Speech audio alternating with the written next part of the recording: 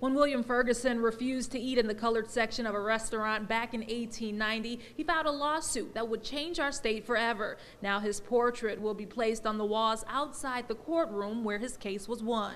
He sued the owner of the restaurant in Wayne County Circuit Court and lost.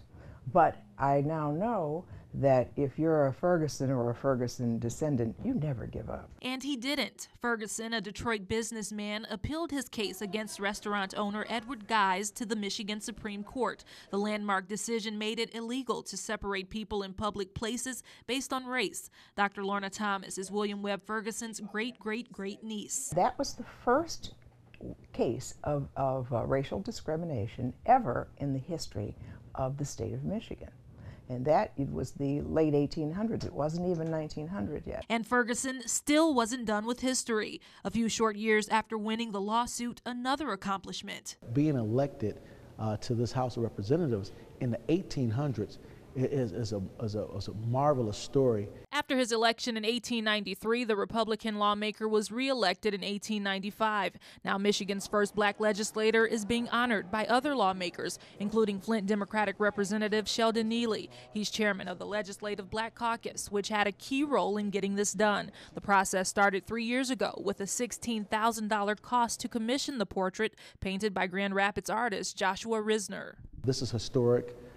This is a large task, and we were able to create this vision and this dream of having this picture hung, and we did it collectively as a team. Dr. Thomas showed me her own extensive art collection while reminiscing about stories she'd hear as a girl about the courageous Ferguson family. Some of the things they did, for example, our family home was one of the stops on the Underground Railway going to Canada.